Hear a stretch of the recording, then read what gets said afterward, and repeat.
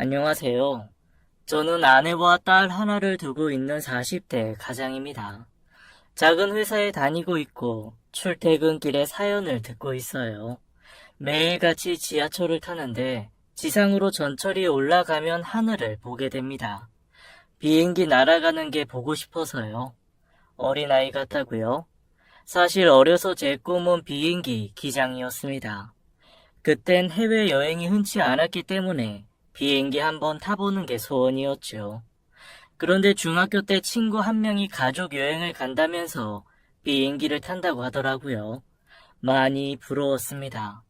그 집은 동네에서도 알아주는 화목한 집이었거든요. 막연하게 나중에 결혼하면 가족끼리 꼭 해외여행을 가야겠다 생각했죠. 그게 행복의 상징인 것 같아서요. 이왕이면 제가 모는 비행기에 태워가고 싶었습니다. 꿈은 컸지만 기장은 못됐어요. 그렇지만 가정은 꾸릴 수 있었습니다. 그리고 알게 됐어요. 인생을 살다 보면 상상도 못할 일이 일어나기도 한다는 것을요. 가족이 하루아침에 사라진다는 거 상상해 보신 적 있으신가요? 제게 그런 일이 닥칠이라고는 생각도 못했습니다.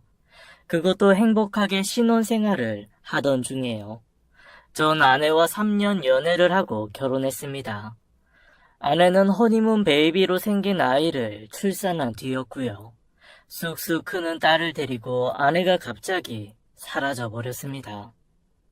여보, 나왔어. 지아야, 아빠 왔다. 이 사람이 어디 갔나? 왜 대답이 없지? 출근할 땐 불명 아내, 딸의 배웅을 받았는데 퇴근 후엔 아무도 없었어요. 핸드폰도 두고 갔더라고요. 부엌엔 요리하던 흔적도 그대로였어요. 저녁을 하다 나간 것 같더라고요. 전 같은 아파트 단지에 사는 부모님께 전화를 드려봤어요. 아내는 거기 말고는 갈 데가 없었거든요. 부모, 친척 아무도 없이 고아로 자란 와이프는 저희 부모님 집을 자주 가곤 했습니다. 새아가가 집에 없다고? 잠깐 마트에 나간 거 아니야? 휴대폰은 집에 있는데 기저귀 가방이랑 지갑은 챙겼어요. 이 사람 어디 간다는 말 없었어요? 없었어. 오늘 넣으면 끓여준다고 꾸게 사간다고 하더만. 저녁 시간에 어딜 나가는 애가 아닌데 이상하긴 하구나. 어쩐지 기분이 이상했습니다. 아내는 저녁에 아기를 데리고 나간 적이 없었어요. 일찍 재워야 한다고요. 저한테 말도 없이 외출할 사람도 아니었습니다. 싱크대 위엔 저녁을 하다만 흔적이 있었어요. 도마 위에는 파, 무가 있었고 꽃게도 손질해 놓았더라고요. 이상하게 심장이 뛰고 손이 떨렸습니다. 전 무작정 밖으로 나가 아내와 딸을 찾아다녔어요. 믿기 어려웠지만 그날 밤 아내는 돌아오지 않았습니다. 이틀, 일주일이 지나도 소식조차 없었어요. 시간은 속타는 제 마음도 모르고 빠르게 흘러갔습니다. 부모님도 크게 놀라셨어요. 경찰에서 뭐라더냐? 단순 가출 아니냐고 실종 접수도 안 해주려고 해요. 부부싸움 했냐 안 했냐 그것만 몇 번을 물어보는지 몰라요. 이거 보통 일이 아니다. 새아가가 부모가 있기를 해, 친척이 있기를 해. 친구는 있을 거 아냐? 연락해봤어? 핸드폰에 저장된 번호로는 다 해봤어요. 근데 다 모른대요. 아이고, 이게 무슨 일이라니. 우리 시아 데리고 얘가 어딜 간 거야, 글쎄. 전 하루 아침에 사라진 아내와 딸을 찾아 미친 듯이 헤매고 다녔습니다. 낮에는 정신없이 아내를 찾으러 다니다가 늦은 밤이 돼서야 파김치가 돼서 빈집으로 돌아왔죠. 벽에 기대 앉아 소주를 마시고 있으면 지난 시간들이 주마등처럼 스쳤습니다. 결혼할 때 사실 저희 집에선 아내를 반대했어요. 이유는 아내가 양친 부모 없는 고아라서요. 성철아, 아무리 결혼이 늦어도 그렇지. 너무 눈을 낮춘 거 아니니? 조건 좋은 처자들을 바라는 거 아니다. 그냥 양친부모 살아계신 짝도 많을 텐데 꼭 그 아가씨랑 해야겠어? 어머니, 저희 3년이나 사귀었어요. 저 원래 결혼 생각 없었던 거 아시잖아요. 미숙이 아니면 누구하고도 결혼하고 싶지 않아요. 정말 착하고 좋은 애니까 한번 만나보고 말씀하세요. 네가 정 그렇다면 보기는 한다마는 엄마는 썩 내키지가 않는구나. 미숙이가 원해서 고아가 된 것도 아니잖아요. 마음 좀 열어주세요, 어머니. 분명 마음에 드실 거예요. 여보, 우리 상철이 믿고 한번 만나봅시다. 이 녀석이 3년이나 만난 아가씨잖아. 괜히 시간만 보내는 건 아닐 거야. 아들 믿고 나가보자고. 에휴, 장인 장모도 없는 자리를 왜 하필 골라서는 너 나중에 후회할지도 몰라. 뭘 그런 걸 따져요, 어머니. 그리고 제가 후회를 왜 해요? 미숙이 아니면 저 총각 귀신 될지도 모른다니까요. 엄마 앞에서 별말을 다 한다. 그 뒤로 어머니는 만남을 내켜 하지 않으셨지만 그래도 어렵게 미숙이를 인사시킬 수 있었어요. 부모님은 썩 좋진 않아도 제가 좋아하니 어쩔 수 없이 허락한다는 분위기였죠. 그래도 결혼하고 둘이 잘 사는 모습 보여드리니까 안심하시더라고요. 무엇보다 아내의 심성이 정말 고왔거든요. 어머니와 같이 목욕탕도 가고 시장도 가고 딸 없이 외동 아들만 있던 어머니한테 아내는 참 잘했습니다. 행복하게 사니 아이도 자연스럽게 들어섰고요. 그런데 딸을 낳은 지 1년 만에 이런 날벼락 같은 일이 벌어진 거였습니다. 어디서도 아내와 딸을 찾을 수 없으니 저는 돌아버릴 것 같았어요. 함께 밥을 먹던 식탁, 잠을 자던 침대를 보면 정말 미칠 것 같았습니다. 하루는 어릴 적 친구에게 연락을 했어요. 이 일 저 일 하다 다 말아먹고 결국 흥신소를 차린 친구인데 제 얘기를 듣더니 대범해 이러더라고요. 야, 포기해. 이런 경우 바람나 도망간 경우가 90% 이상이야. 뭐? 야, 너 무슨 말을 그렇게 해? 네가 우리 미숙이를 얼마나 안다고 대번에 바람이 났대. 내가 이런 경우 한두 번 봤냐? 결국엔 남자가 있더라고. 딸도 데리고 갔다면. 야, 친자 확인은 해봤어? 이 자식이? 너 터진 입이라고 아무 말이나 짓거리면 되는 줄 알아? 에휴, 너도 텄다 텄어. 야, 너처럼 아니라고 길길이 날뛰던 인간들 나중에 다 고개 푹 숙이고 꺼이꺼이 울더라. 너도 와이프 100% 믿고 있냐? 뒤통수 세게 맞으려고? 이 자식이? 야, 내가 너한테 다시는 연락하나 봐라. 다시는 너 볼 일 없을 거다. 알겠냐? 야, 난 널 생각해서 너 그 입 안 다물어 이 자식아? 너 지금 나 쳤냐? 이게 진짜 미쳤나? 저도 모르게 주먹이 나가더라고요. 생전 폭력을 모르는 전데 그 순간엔 참을 수가 없었습니다. 그렇게 친구를 한 대 치고 절교해버렸어요. 맹세컨대 절대로 바람은 아니라고 생각했습니다.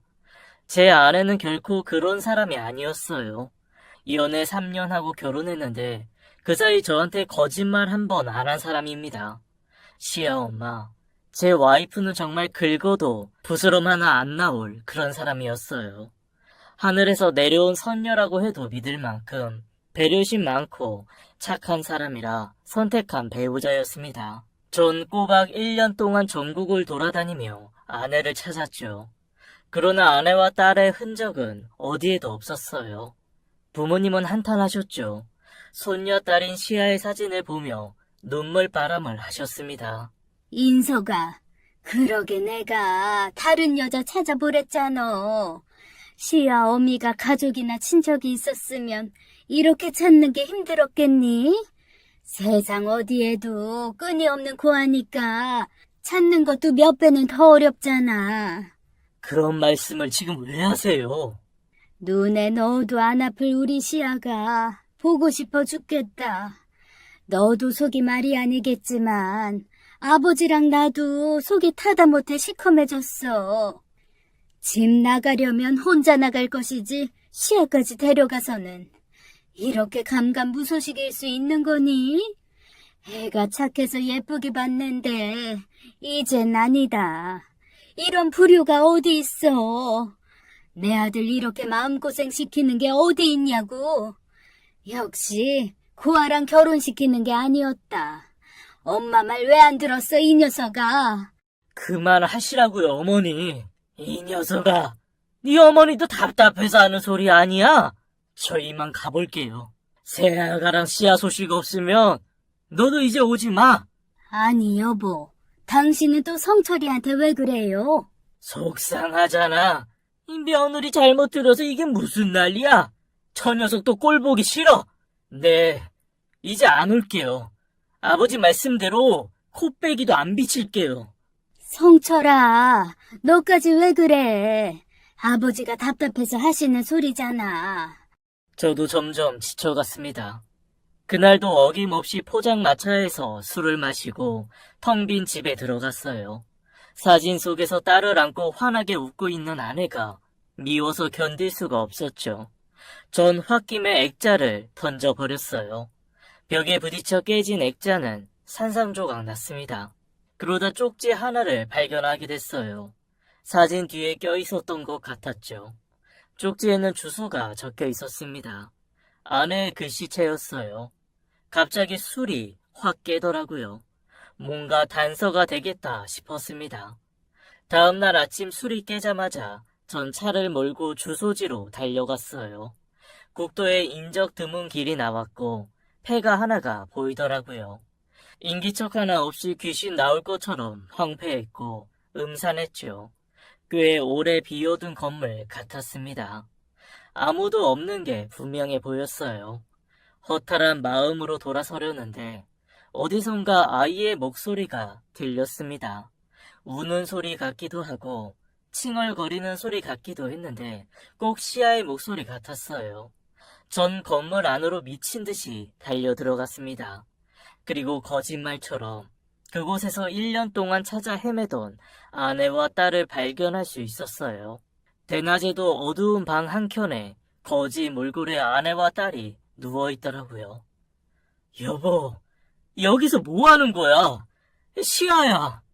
절 보고 놀란 딸이 울기 시작했습니다. 아내는 저를 보더니 눈이 휘둥그레졌어요. 그러더니 벌벌 떨며 딸을 안고 구석으로 기어가는 거였습니다. 아무래도 악몽 같아서 전 눈을 비비고 다시 그 둘을 보았어요. 정말 눈 뜨고는 못 볼 광경이었죠. 어린 딸 시아는 삐쩍 말라 있었어요. 아내는 노숙인 같은 행색이더라고요. 여전히 아내는 겁먹은 표정을 짓더니 시아를 품에 꼭 안았습니다. 안 돼. 시아는 안 돼. 뭐가 안 된다는 거야? 정미수, 너 나 몰라? 나 당신 남편이야. 두 눈 똑바로 뜨고 봐봐. 나 누구야? 어? 남편? 시아 아빠? 도대체 여기서 뭐 하고 있었던 거야? 당신 꼴을 좀 봐. 시아는 어떻고? 전 아내의 어깨를 막 흔들었습니다. 믿고 싶지 않은 현실이었습니다. 아내는 노숙자보다 더한 몰골로 그곳에 있었죠. 엄마 품에서 울던 시아는 지쳤는지 힘없이 잠들더라고요. 둘 다 제대로 못 먹고 지낸 티가 확 났습니다. 전 목이 메었어요. 집에 가자. 미수가, 얼른 일어나. 아니야. 안 돼. 가면 큰일 나. 시아랑 나 집에 가면 안 돼. 왜 안 된다는 거야? 멀쩡한 집 놔두고 왜 이런 데서 고생을 하고 있어? 도대체 이유가 뭐야? 나한테 말 한마디 없이 시아랑 도망친 이유가 뭐냐고. 그 여자가 우리 딸 훔쳐갈 거야. 시아 지켜야 돼. 시아는 내 딸이야. 아무한테도 못 뺏겨. 아내는 정상이 아닌 것처럼 보였어요. 불안해 보였고 손도 떨고 있었죠. 자꾸 어떤 여자가 우리 딸 훔쳐갈 거라면서 주위를 둘러보고 입술에 피가 날 정도로 깨물더라고요. 전 가슴이 찢어질 것 같았습니다. 그 여자가 누군데? 어? 나 당신 남편이잖아. 말해봐. 내가 지켜줄게. 어머니. 큰어머니 무서워. 당신한테 친척이 어디 있어? 장모님도 어릴 때 돌아가셨다고 했잖아. 우리 집에 가면 그 사람이 쫓아올 거야. 절대 문 열어주면 안 돼. 시아, 내가 키워. 못 데려가. 정신 좀 차려, 여보. 시야, 내가 목숨 걸고 지켜줄 테니까 일단 집으로 가자. 어? 시야, 내가 안을게. 이리 줘. 아내는 그럴수록 시야를 더 꼭 안더라고요. 전 물었어요. 당신이 말하는 어머니, 큰 어머니가 누구냐고요. 그 사람이 누군데 시야를 빼앗아 가냐고 물었죠. 하지만 아내는 횡설수설하며 제대로 답을 하지 못했습니다. 전 다시 아내를 설득했어요. 집으로 가자고요. 그래도 싫다고 고집을 꺾지 않는 아내에게 저는 그만 화를 내고 말았습니다. 너 때문에 우리 딸 이게 뭐야? 시야 이대로 두면 굶어 죽을지도 몰라. 뼈 앙상한 거 안 보여? 시야 엄마, 제발 정신 좀 차려. 집에 데려가서 제대로 키워야 할 거 아니야. 어린애 생각은 안 해? 왜 그렇게 고집을 부려? 헛소리 좀 그만해. 결국 아내는 눈물을 터뜨렸고 저를 따라 나서게 됐습니다. 뭐가 그렇게 무서운지 차 안에서도 벌벌 떨면서 오열하더라고요. 무슨 정신으로 운전하고 왔는지 기억도 안 납니다. 아내와 딸을 찾았다는 안도감도 있었지만 두 사람의 몰골에 너무 충격을 받아서 정신이 없었어요. 전 아내와 딸을 씻겼고 죽을 끓여 먹였습니다. 그리고 깨끗한 옷을 입혀 일단 재웠어요. 아내는 시아의 손을 꼭 잡고 겨우 잠에 들더라고요. 둘은 보기에도 달게 아주 오래 잤습니다. 딸 시아를 보는데 가슴이 너무 아팠어요. 너무 야유였더라고요. 그제야 전 부모님께 연락을 했습니다. 시아와 아내를 찾았다고요. 뭐? 새아가랑 시아를 찾았다고? 지금 어디 있냐? 집에 데려왔어요. 어제 찾았어요. 이제 됐다. 이제 됐어. 아버지랑 곧장 가마. 어디에도 가지 말고 집에 꼭 붙어 있어. 알았지? 그러나 며느리와 손녀딸을 찾은 반가움도 잠시, 부모님은 한눈에 아내 상태가 온전치 못한 걸 눈치챘어요. 전 솔직히 털어놨습니다. 애엄마가 정신이 온전치 못한 것 같아요. 아무래도 병원에 데리고 가봐야겠어요. 그래, 내가 보기에도 그렇다. 김 원장한테 전화해 놓으마. 이렇게 된 이상 누구한테 숨길 것도 없고 시아엄이 회복하는데 온 가족이 힘을 써보자. 너도 혼자 끙끙 앓지 말고 무슨 일 있으면 우리한테 말해. 괜히 자존심 세우지 말고. 알았어? 이렇게 된 이상 시아엠이 어디 못 가게 지키면서 병부터 낫게 하는 게 급선무 같다. 죄송해요, 어머니, 아버지. 저는 아내를 데리고 아버지 친구분인 정신과 박사님을 찾아갔어요. 그간의 사정을 말씀드렸고 아내는 필요한 검사를 받았습니다. 그리고 듣게 된 결과는 충격적이었어요. 아내는 정신분열증을 앓고 있었습니다. 워낙 경미해서 겉보기엔 일반인과 같았지만 충격적인 사건으로 인해 증상이 커졌을 거라고 하더라고요. 좀 답답했습니다. 아내가 사라지기 전에 분명 무슨 일이 있었던 게 불명했어요. 왜 집을 나간 거냐고 아내에게 여러 번 물어보았지만 아내는 불안해하면서 답을 제대로 못하더라고요. 그저 똑같은 말만 반복했어요. 어머니가 자신을 찾아왔다고만 했죠. 자꾸만 우리 딸을 데려가려고 한다면서요. 고아인 아내에겐 어머니가 없었거든요. 그때까지 헛소리라고만 생각했는데 어느 순간 이런 생각이 들더라고요. 큰어머니 혹은 어머니라고 불렀던 다른 사람이 있었던 건 아닐까 싶었죠. 전 당장 흥신소하는 친구에게 전화를 했어요. 주먹 다짐까지 하고 절교한다고 했지만 부탁할 사람은 걔밖에 없었죠. 야, 이 자식아, 왜 전화를 해? 다시는 연락하지 말라고 할 땐 언제고? 너한테 맞은 광대뼈가 아직도 부어있어. 알아? 미안하다. 부탁이 있어서 전화했어. 사실 우리 와이프 돌아왔거든. 뭐 좀 알아봐줬으면 해서. 돌아왔냐? 어디서 뭐하고 살았는지 궁금해서 그래? 그런 와이프를 다시 데리고 사는구나. 대단하다 너도. 너 틀렸어. 바라는 확실히 아니야. 알아봐 달라는 건 그게 아니라 아내가 어렸을 때 일을 좀 알아봐 줄래? 아내가 정신적으로 좀 아픈데 이상한 부분이 있어서 그래. 이 사람 부모님 안 계시거든. 그런데 자꾸만 어머니 얘기를 꺼내면서 우리 시아를 데려간다고 한다잖아. 내 생각에 돌아가신 어머니 얘기는 아닌 것 같아. 또 다른 누군가가 분명 있어. 친어머니가 아닌 사람을 어머니로 부른다는 거야? 큰 어머니라고 하기도 하고, 집 나가기 전에 그 사람이랑 무슨 일이 있었던 게 분명해. 그런데 말을 안 해. 못하는 건지도 모르겠지만, 그러니까 네가 알아봐줘. 사례금은 두둑하게 줄게. 자식아 돈 안 받아. 친구 사리에 무슨. 알아보고 전화해줄게. 그래, 부탁 좀 할게. 가능한 빨리? 알았어, 임마. 딸 그렇게 보고 싶어 하더니, 이제 마음 놓이니? 살 것 같아. 와이프 아픈 것만 나으면 소원이 없겠다. 그래, 다른 일 제껴두고 이것부터 알아볼게. 걱정 말고 기다려. 며칠 후 친구한테 연락이 왔습니다. 그리고 알게 된 내용은 충격적이었어요.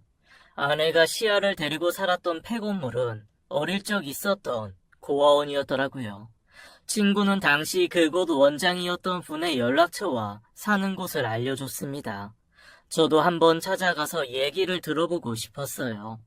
저는 아내와 딸을 어머니에게 부탁하고 원장님을 찾아갔습니다. 그분은 시골에서 노후를 보내고 계셨죠. 실례합니다. 전화드렸던 정미숙 남편 되는 사람인데요. 미숙이 남편이라고요? 정말 왔네요. 찾아온다는 말 빈말인 줄 알았는데. 꼭 여쭤볼 이야기가 있어서요. 그런데 미숙이는 같이 안 왔어요? 아기도 낳았다면서요. 원장님은 미숙이가 같이 못 온 게 서운하신 모양이더라고요. 저는 침착하게 아내의 상황을 설명했습니다. 결혼 후에 아기 낳고 잘 살다가 갑자기 집을 나간 것부터 옛 고아원 폐건물에서 지낸 것까지 다 말씀드렸어요. 그리고 지금 아내가 반복해서 하는 얘기, 큰어머니가 시아를 뺏으려고 한다는 이야기까지요. 그러자 원장님은 눈물을 흘리시면서 말을 꺼내셨습니다. 아내가 아주 어릴 적 고아원 들어오기 전에 있었던 일을 얘기해 주셨죠. 미숙이는 고아원 들어오기 전의 일을 하나도 빠짐없이 기억하고 있었어요. 걔가 초년 고생이 심했죠. 어른들 때문에 이리 치이고 저리 치이고 불쌍하게 살았어요. 미숙이 생모가 첩으로 들어가지만 않았어도. 네? 지금 뭐라고 하셨어요? 살아계셨다면 장모될 분이 어느 부잣집 첩으로 들어가 미숙이를 낳았어요. 그게 불행의 시작이었는지도 몰라요. 아내는 첩의 딸이었습니다. 장모님은 아들 없는 부잣집의 첩으로 들어가 본처 대신에 자식을 낳았다고 하더라고요. 가난한 집안 형편에 팔려가듯 가게 된 거였습니다. 그런데 첫 번째 낳은 자식이 딸이라 구박을 말도 못하게 받았다는 거였죠. 당연히 미숙이도 대우를 받지 못했고요. 그나마 다행히도 둘째는 아들을 낳았고 이제 좀 편히 사나 싶었는데 아니었습니다. 부잣집에서는 장모님과 아내를 그냥 두지 않았어요. 한겨울 칼바람 부는 날 두 사람을 내쫓았다고 합니다. 아들 낳았으니 이제 집을 나가라는 거였죠. 그때 아내가 7살이었다고 해요. 보따리 하나 없이 정말 맨몸으로 내쫓겼다는 얘기였습니다. 어린 아내는 장모님이 부잣집에 애걸복걸하던 걸 다 봤다고 하더라고요. 갓난 아이 빼앗기고 장모님도 제정신이 아니었겠죠. 문 좀 열어주세요. 제발요. 우리 아기 좀 돌려주세요. 네? 엄마, 그러지 마. 무서워. 미숙아, 울지 말고 잠깐만 기다려. 형님, 문 좀 열어주세요. 제가 잘할게요. 끽소리도 안 하고 살게요. 제가 낳은 아들인 거 티도 안 내고 살게요. 그러니까 내 아이 옆에만 있게 해주세요. 형님, 어르신! 엄마, 나 춥고 무서워. 우리 그냥 다른 데 가서 살자. 얘가 왜 이래? 여기가 우리 집이잖아. 동생 놔두고 어딜 가겠다는 거니? 어디 앞이라고 이렇게 소란을 떨어? 들어올 복도 다 나가겠네. 웬 거지가 대문 앞에서 구걸을 하는 거야? 찬물 한 바가지 퍼다가 뿌려라. 더는 못 찾아오게. 형님, 저예요. 제가 잘할게요. 이렇게 두 손 모아 빌게요. 헛간내라도 살게 해주세요. 네? 우리 아들 좀 보고 살 수 있게 해주세요. 아니면 우리 미숙이만이라도 살게 해주세요. 엄동설안에 어린 게 얼어 죽기라도 하면 어떡해요. 벌벌 떨며 비는 장모님에게 본처는 기어이 찬물을 뿌렸고 산후조리도 못하고 쫓겨난 장모님은 병이 들어 세상을 떠났다는 처절한 얘기였습니다. 아내는 이 일로 큰 충격을 받은 거였어요. 그 이후 일가 친척 하나 없던 아내는 부잣집에 잠시 들어가 살았다고 하더라고요. 본처가 큰 선심 쓰는 것처럼 아내를 거두었는데 거기서 온갖 구박을 당하고 나중엔 고아원에 버려졌다고 합니다. 아내는 7살부터 겪은 그 모든 걸 다 기억하고 있었다고 하더라고요. 어린애가 그 집에서 있었던 일을 얼마나 자세히 얘기하던지 듣던 어른들이 다 놀랐어요. 그 충격을 마음 깊이 묻고 살았는데 아기 낳고 예민해진 상태에서 비슷한 일을 겪은 게 아닐까요? 그러지 않고서야 딸을 데리고 폐가가 된 고아원에서 살았다는 게 이해가 되질 않네요. 저도 같은 생각입니다. 그런데 통 말을 안 하니 알 수가 있어야죠. 본처, 그러니까 미숙이가 큰어머니라고 불렀던 그 사람을 떠올린 게 아닐까요? 우연히 비슷한 사람을 봤을 수도 있고요. 길 가다가 마주치기라도 했을까요? 내 짐작으로는 그런데 또 모르죠. 한번 잘 알아봐요. 많이 속상하네요.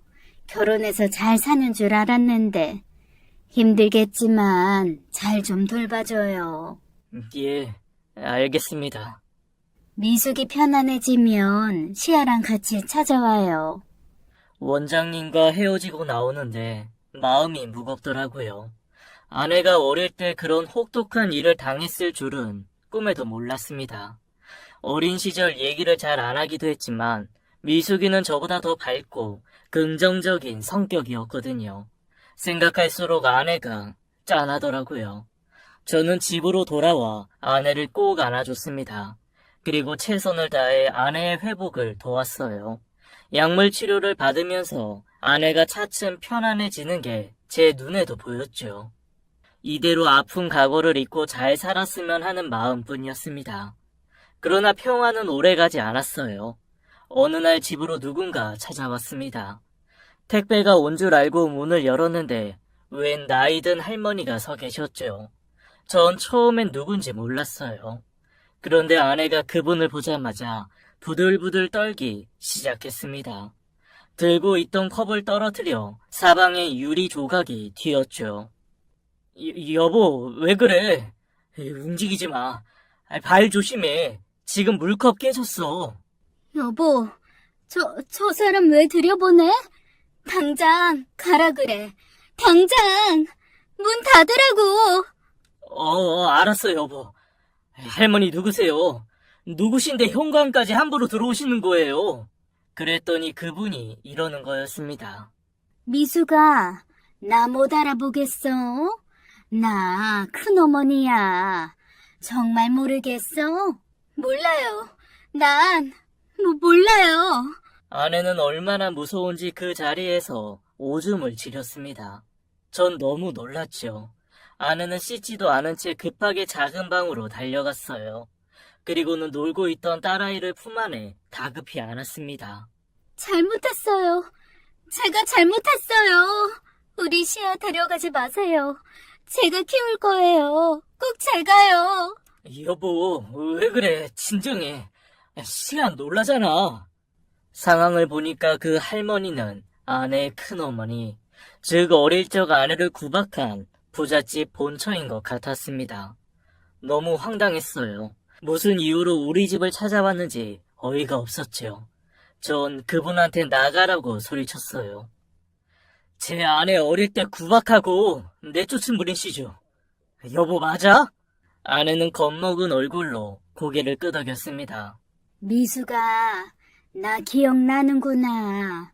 그래, 기억 못할 리가 없지. 우리 얘기 좀 하자. 내가 꼭 할 얘기가 있어. 이보세요. 여기가 어디라고 찾아와요. 당장 나가세요. 무슨 자격으로 나타나셨어요? 미숙이랑 무슨 할 말이 있었어요? 아니, 당장 나가세요. 미숙이 남편인가 보네.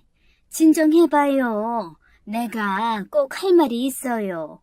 지금 안 나가시면 경찰에 신고하겠습니다.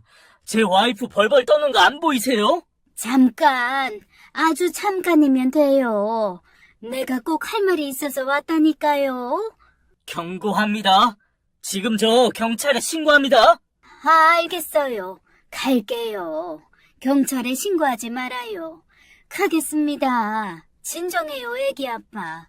신랑이 끝에 그분이 현관문을 닫고 나갔고 전 아내에게 다가갔어요. 벌벌 떨던 아내는 소리도 못 내고 울더라고요.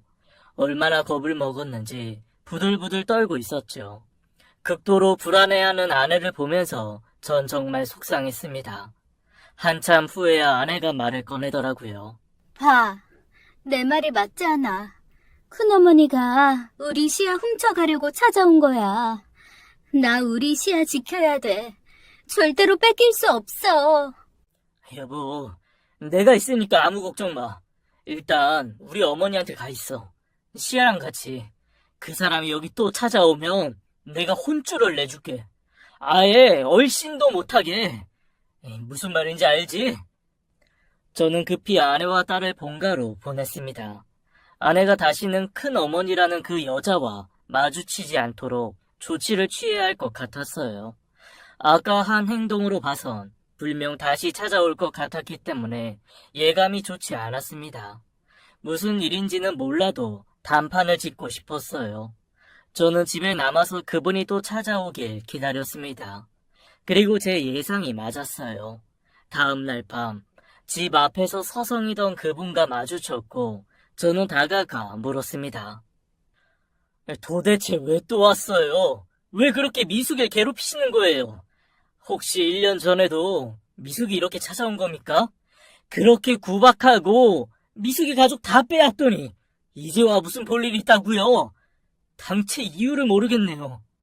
내가 다 잘못했습니다. 과거 일은 다 사죄할게요. 염치가 없지만 한시가 급합니다. 아들이 지금 죽게 생겼어요. 그래서 찾아왔습니다. 아들이 죽게 생겼다니 무슨 말씀이세요? 아니 혹시 미숙이 친동생 말씀하시는 거예요? 맞아요. 그 아이가 신장이식을 받아야 하는데 기증자가 없어요. 미숙이한테 그래서 찾아온 겁니다. 애는 살려야겠어서요. 뭐라고요? 그러니까 우리 와이프 신장이 필요해서 찾아왔다 이 말입니까? 하, 기가 막혀서. 당신 지금 뭐 하는 겁니까? 괴롭히고 쫓아낼 땐 언제고. 뭐요? 안 그래도 힘들게 사는 사람 신장까지 떼어가려고 와요? 부끄럽지도 않아요? 염치 없지도 않냐고요? 내가 오죽하면 찾아왔겠습니까? 우리 아들 좀 살립시다. 미숙이 검사 한 번만 받아보게 하자고요. 네? 어떻게 사람의 탈을 쓰고 이럴 수 있나 싶었어요. 아내의 가족을 다 빼앗고 신장까지 바라는 그분이 사람같이 보이지 않았죠. 어두운 가로등 아래에서 그 상황을 얘기하는데 꼭 악마가 얘기하는 것 같더라고요. 제 아내가 도대체 무슨 죄입니까? 말이 안 된다고 생각해서 전 단칼에 거절했습니다. 절대 안 됩니다. 제 아내 지금 건강도 안 좋고 누구 살리자고 뭘 검사할 상황도 아니에요. 다시는 찾아오지 마세요. 당신 아들은 당신이 알아서 하시라고요. 제 아내 한 번만 더 찾아오면 그땐 저도 가만히 있지 않겠습니다. 당신들처럼 잔인하게 복수해 줄 거라고요. 뭘 또 그렇게까지 얘기를 해요. 사람이 죽게 생겼는데 미숙이 한 번만 만나게 해줘요. 네? 지금 그쪽 아들만 중요합니까? 저도 제 아내, 아이 다 중요해요. 애 엄마, 어릴 적 충격으로 지금까지 어렵게 살고 있어요. 간신히 회복했는데 그쪽 때문에 건강이 더 악화될 수 있다고요. 가세요. 그리고 다시는 찾아오지 마세요. 그런 말이라도 전해주구려. 친남동생이 아프다고요. 꿈도 꾸지 마세요. 전 치를 떨며 돌아섰어요. 한참을 쫓아오길래 망신을 톡톡히 줬습니다. 그 이후 아내의 큰어머니라는 분은 다시 찾아오지 않았어요. 전 아내에게 이날 있었던 얘기를 일절하지 않았습니다. 남동생이 아프다는 이야기도 물론 안 했고요. 신장 이식을 못 받아서 그 남동생이 죽는다고 해도 제 알 바 아니었습니다. 전 아내만 지키면 됐으니까요.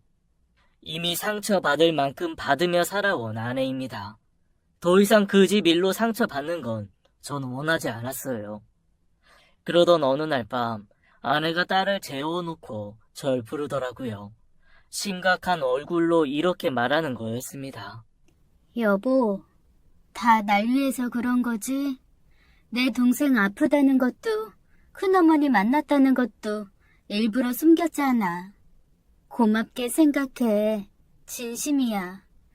그런데 나 오래 고민하고 꺼내는 말인데 동생한테 신장 이식해주고 싶어. 전 제 귀를 의심했어요. 뭐라고? 당신 그거 어떻게 알았어? 또 그 사람이 찾아왔어? 나 없을 때? 아니, 그날 당신이랑 큰어머니 가로등 밑에서 얘기하는 거 우연히 보게 됐어. 그날부터 쭉 고민했어. 내 동생 신장이식 받아야 한다며. 생명이 위독하다고. 나 검사라도 받아보고 싶어. 그리고 되면 신장 주고 싶어. 말도 안 돼. 그게 무슨 소리야?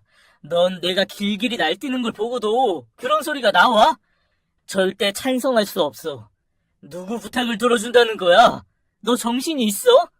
아내가 그걸 어떻게 알았는지 경악했어요.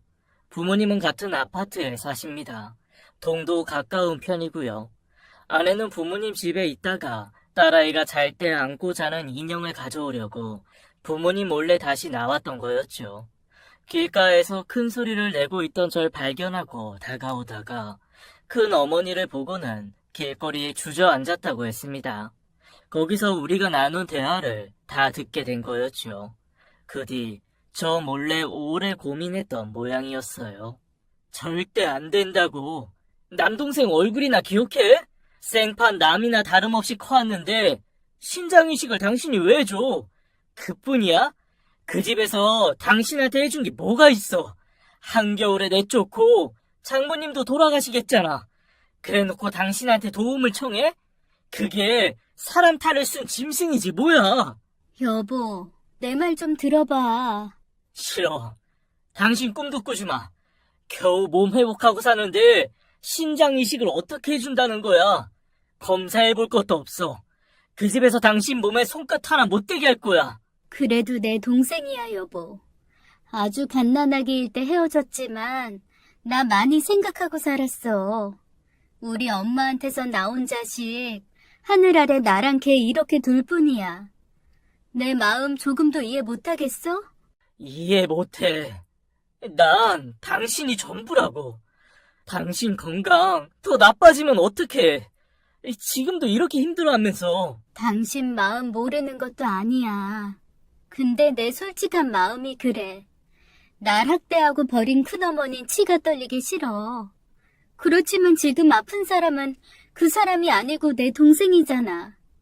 여보, 지금 당장 허락해달라고 얘기 안 할게. 조금만 고민해주면 안 될까? 당신 시야 생각은 안 해? 정신 차려. 당신은 아내이기 전에 엄마라고. 무조건 안 된다고만 하지 마, 여보. 나 이제 운동도 하고 약도 잘 먹고 당신이랑 의사가 하라는 대로 다 할게. 남동생 생각하면 너무 가슴이 아파. 엄마 얼굴도 모르고 컸잖아. 호강하고 살았으면 뭐해. 젊은 나이에 지금 이렇게 아픈데. 나 걔 위해서 뭐라도 하고 싶어. 바보 같은 거 아는데 어쩔 수가 없어, 여보. 바보같이 착한 와이프는 결국 눈물을 보이더라고요. 저도 마음이 좋지 않았습니다. 세상이 원망스러웠어요. 어떤 사람은 죄 짓고도 뻔뻔하고 양심 없이 사는데 또 어떤 사람은 한없이 착하기만 한 게 불공평하다는 생각이 들었습니다. 너무 속상해서 울고 있는 아내를 달래주지도 못했어요. 그리고 며칠 동안 고민했죠. 아내의 뜻대로 하고 싶지 않았어요. 어린 시야를 생각하면 더더구나 아내의 건강이 제게는 중요했습니다. 그래서 결심하게 됐어요. 아내의 동생이면 제 처남이기도 하잖아요. 처남이라고 해도 얼굴도 모르는 사람이긴 하지만 결정을 내렸습니다. 아내를 위해 제가 신장 이식을 해주기로요. 검사를 받아봐야 했지만 그래도 차라리 그 편이 낫겠다는 생각이었죠. 제 결심을 아직 아내는 몰랐습니다. 말해야지 싶다가도 입이 안 떨어졌어요. 고민은 깊어졌고 친구 봉석이를 불러내 한잔했습니다. 그간의 사정을 다 털어놨죠. 너 미쳤냐? 얼굴도 못 본 처남한테 신장을 기증하겠다고? 얘 제정신이 아니네. 야, 네 와이프가 너무 착해서 문제라더니 너도 완전 와이프랑 똑같다. 나 같으면 절대 안 해. 돌지 않고서야 그게 가능한 일이야? 아이, 진짜 미친 짓은 맞지. 그렇지만 아내 성격 알아서 이러는 거야. 한번 결정한 건 절대 안 바꾸는 성격이라고. 아마 포기 안 할걸? 나 이렇게 해서라도 와이프 지키고 싶어. 너도 참 대단하다. 야, 참 눈물겨운 사랑이라고. 네가 결정한 거 난 반대지만 굳이 하겠다면 내가 무슨 수로 말리냐. 에휴, 내가 도와줄 건 없고? 없어. 그냥 답답해서 불렀어. 이기적으로 들리겠지만 검사 결과에서 완전 삑살이 났으면 좋겠다. 다 부적합으로 나왔으면 좋겠고. 그럼 그쪽에서도 포기할 거 아니야. 뭐 그런 사람들이 다 있냐? 애초에 재수 씨한테 좀 잘하던가. 그렇게 모질게 굴었으면서 아쉬우니까 나타나는 건 너무 뻔뻔한 거 아니냐? 나도 그렇게 생각해. 그렇게 생각한다는 녀석이 뭘 이식해줘? 야, 다시 생각해보면 안 되겠냐? 바꿀 일은 없어.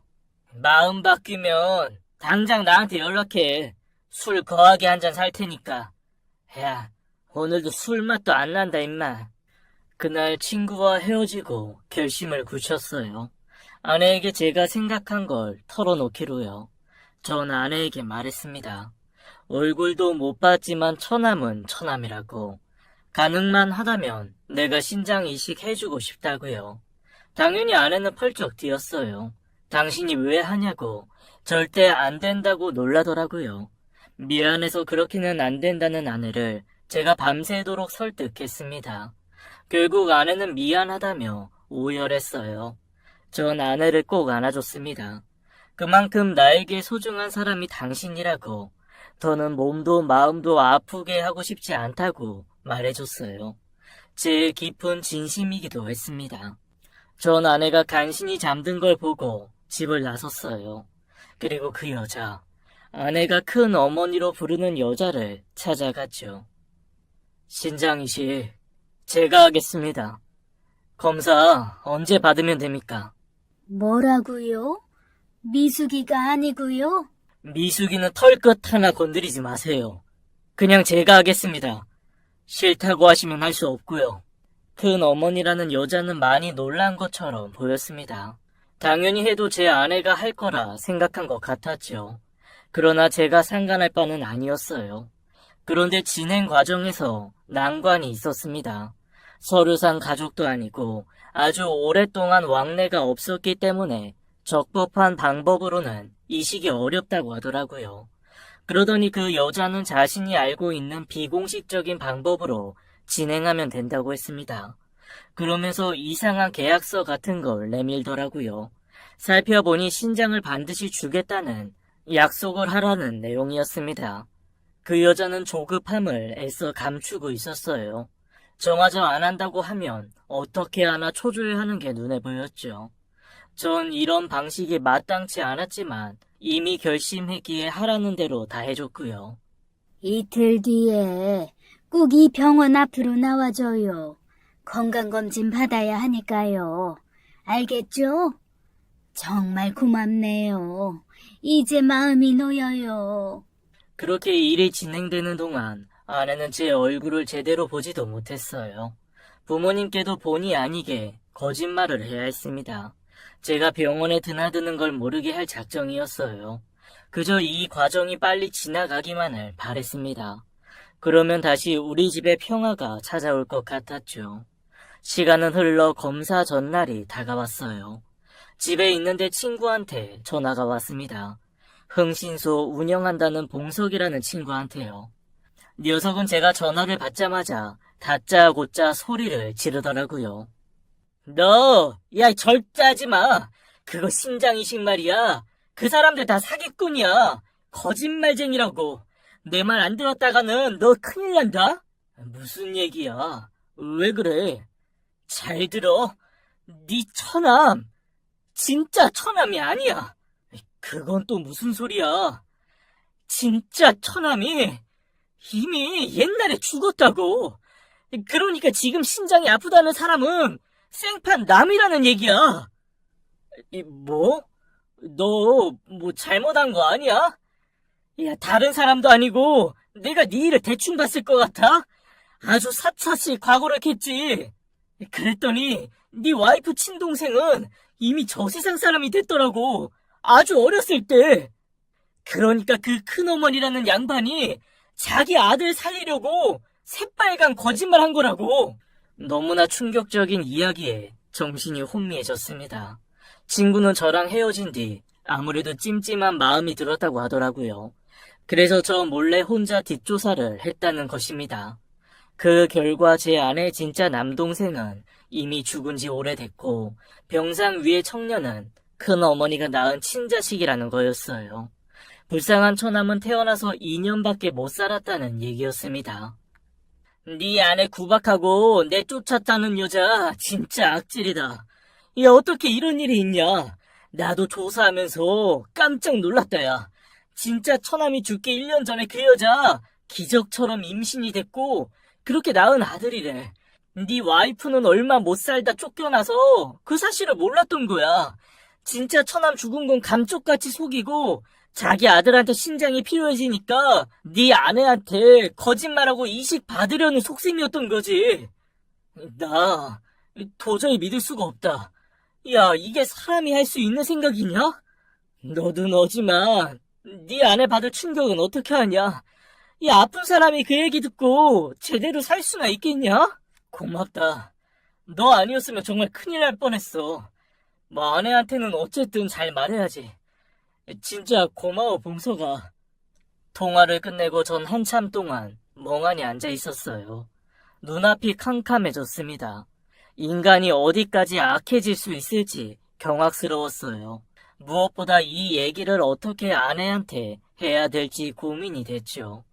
그래도 세상에 혈육이 있다고 생각했던 아내에게 하나 남은 희망마저 꺼져버렸다고 털어놔야 했어요. 그러나 피할 수 없는 현실이었습니다. 전 무거운 마음으로 아내에게 말을 꺼냈어요. 여보, 잘 들어. 나 내일 검사 받으러 못 가. 신장 이식 못해. 지금 신장이 아파 누워있는 사람 당신 동생 아니래. 아내는 놀라서 아무 말도 못하더라고요. 흔들리는 눈동자를 보는데 목이 메었습니다. 뭐라고? 당신 동생이 아니고 큰 어머니라는 여자가 낳은 진짜 아들이래. 여보, 그게 무슨 소리야? 그럼 내 동생은 어디 있어? 그럼 걘 건강한 거야? 어디 있어? 다른 데 살아? 안 아프다니 정말 다행이다. 어디 산대? 여보, 마음 가라앉히고 잘 들어. 당신 남동생 어릴 때 이미 하늘나라에 갔대. 이 세상에 없다고. 뭐? 당신 지금 무슨 말이야? 걔가 왜 죽어? 봉석이가 다 조사해줬어. 나도 진짜 한참 동안 안 믿겼다. 진짜 남동생은 장모님이랑 당신 쫓겨나고 2년밖에 못 살았대. 아내는 제 말을 듣고도 어리 빠져 저만 바라보더라고요. 제가 무슨 말을 한 건지 쉽게 이해하지 못하는 것 같았습니다. 그리고 곧 눈물을 흘리기 시작했어요. 남동생마저 일찍 세상을 떠났다는 현실을 그제야 받아들인 것 같았죠. 아내는 오열하기 시작했어요. 옷을 쥐어 뜯으면서 괴롭게 울더라고요. 죽은 남동생이 가여워 미칠 것 같다면서요. 그리고 자신을 이용하려 한 그 여자에 대한 원망도 토해냈습니다. 하늘이 무섭지도 않나요? 어떻게 나한테 이럴 수 있어요? 내 동생 하늘나라 간 거 속이고 내 신장 받아가려고 했어요? 아니, 내 남편 신장이라도 받아가야 속이 시원했냐고요.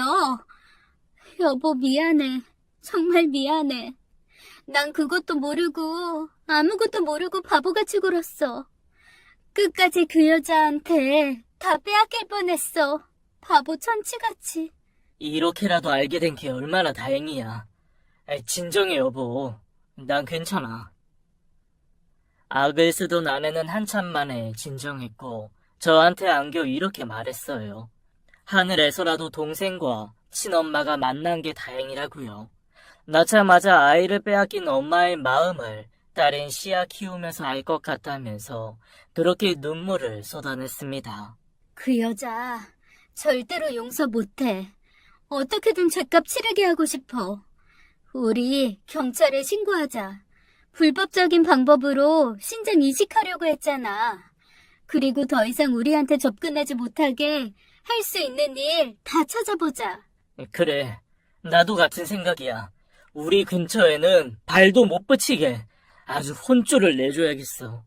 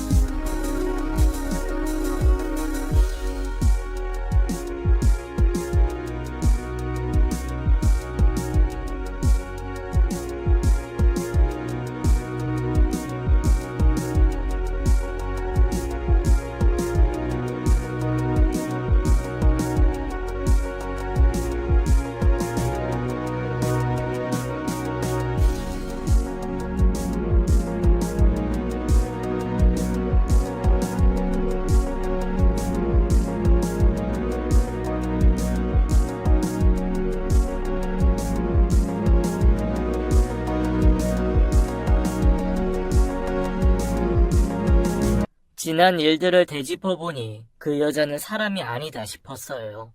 아내가 시야와 사라진 것도 다 그 여자 때문이었습니다. 집 근처를 배회하는 걸 아내가 보고 충격을 받은 거였죠. 전 그 악마를 용서할 수 없어서 경찰에 신고했어요. 지금까지의 일들을 이야기하고 그 여자가 불법으로 제 신장을 떼어가려 시도한 정황도 다 까발렸습니다. 그리고 검사 받기로 한 날 경찰과 함께 약속 장소에 나타났어요. 저를 보고 반색하던 그 여자는 경찰들이 다가가자 사색이 되었죠. 아니, 저를 왜 잡아가신다는 거예요? 저는 여기서 사위랑 검사 받기로 했는데 아무 죄도 없는 사람을 왜 잡아가요? 그건 조사해보면 나오고요. 일단 같이 가시죠. 아니, 김서방, 이 사람들 좀 말려보게. 나를 왜 경찰서에 데려간다는 거야? 누가 김서방입니까? 내가 왜 당신 사위예요? 가서 당신이 꾸민 일 자백하세요. 그리고 미숙이한테 진심으로 사과도 하셔야 할 거예요. 그게 무슨 말인가? 병상에 누워있던 청년, 미숙이 동생 아니잖아요. 어떻게 어떻게 사람이 그럴 수 있습니까? 제 진짜 처남은 이미 세상 떴다는 거 다 알고 있습니다. 오해야. 그건 정말 오해라고. 누가 그래? 친자 확인 검사라도 해보자고. 내가 장담해. 지금 신장이 필요한 애는 미숙이 친동생이 맞아. 정말 끝까지 뻔뻔하네요. 사람의 탈을 쓰고 이럴 수 없습니다. 어디까지 악해질 생각이세요? 이제 그냥 넘어가지 않습니다. 우리 미숙이 가족까지 다 뺏고 구박하고 보육원에 버리고 그것도 모자라 신장까지 달라고 해요? 짐승도 당신보다 나을 겁니다. 이보게, 내가 이렇게 싹싹 빌겠네. 경찰 아저씨, 저 아무 죄 없습니다. 저 풀어주세요. 저 지금 이럴 때가 아니라고요. 내 아들이 죽게 생겼습니다. 네? 한 번만 인정 좀 베풀어 주세요. 인정이라고 했어요. 당신 아들 소중하면 남의 자식, 남의 가정도 소중한 겁니다. 저한테 빌 필요 없고요. 용서 구한다고 해서 용서할 생각도 없습니다. 죄를 지었으면 죄값을 받고 정말 잘못한 일에 용서를 비세요. 네? 그 여잔 더는 아무 얘기 못하고 경찰의 조사를 받게 됐습니다. 저도 필요한 진술을 다 하고 미련 없이 경찰서를 나왔어요. 끝까지 아들한테 가야 한다고 아무 죄도 없다고 소리치던 그 여자의 모습이 정말 진절머리 나더라고요. 얼마 후 아내가 저한테 부탁을 했어요. 같이 그 여자를 만나러 가줄 수 있겠냐고요. 꼭 할 말이 있다고 해서 같이 만나러 갔죠. 아내는 아주 큰 용기를 낸 것 같았어요. 우리 세 식구의 삶을 지키기 위해 뭐라도 하겠다는 각오가 보였습니다. 아내는 그 여자를 대면하고 할 말을 또박또박 이어갔어요. 어떻게 나한테 그런 거짓말을 할 수 있어요? 당신 아들, 내 동생이라고 날 속이고 기어이 내 신장을 받아야 했어요? 사람이 궁지에 몰리면 뭘 못해? 뭐라고요? 제 남편이 신장 이식해준다고 했을 때 양심의 가책 같은 거 전혀 없었어요? 그러고도 당신이 사람이에요? 나 똑똑히 기억해요. 당신이 우리 엄마한테 했던 거, 나한테 했던 거. 어떻게 그런 짓을 해놓고 또 내 가족을 망치라고 할 수가 있어요? 당신 죄값 꼭 받고 이제 다시는 우리 앞에 나타나지 말아요. 알았어요? 미안하다, 미수가. 지난 일은 다 잊고 한 번만 날 용서해다오. 응? 경찰한테 내 얘기도 좀 잘해주면 안 될까? 예정을 생각해서. 응, 미수가? 무릎 꿇으라면 꿇을게. 빌라면 빌게. 하라는 거 다 할 테니까 착한 네가 날 한 번만 받아오. 나 우리 아들 꼭 지켜야 돼. 나 이제 예전의 어린 미숙이 아니에요. 염치 없는 부탁 같은 거 절대 안 들어줘요. 그리고 다시는 코빼기도 비추지 말아요. 우리 가족 한 번만 더 건드렸다간 가만히 안 있어요. 지구 끝까지라도 쫓아가서 벌 줄 거야. 이 말 하려고 왔어요. 다신 볼 일 없을 거예요. 미숙아, 미숙아! 여보, 가자. 시간이 흘러 그 여잔 죄값을 치르게 됐습니다. 비록 미수였지만 불법적인 장기 매매를 약속한 죄로 실형을 선고받았어요. 저한테 사인하라고 강요한 계약서가 결정적 증거가 되었죠.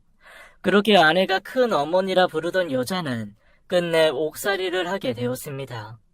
그 뒤 아내는 뭔가 마음을 회복하기 위해 정말 많이 노력했어요. 저와 부모님도 아내를 위해 다 같이 애를 많이 썼고요. 그리고 얼마 전 친구 봉석이를 만났습니다. 그 친구가 묻더라고요. 아내를 선택한 것에 대해서 후회 안 하냐고 말이죠. 저도 생각해 봤는데 후회 없습니다. 시간을 다시 되돌려도 전 다시 아내를 선택할 것 같아요. 비록 고난이 있었지만 우리 사이는 더 단단하고 끈끈해졌죠.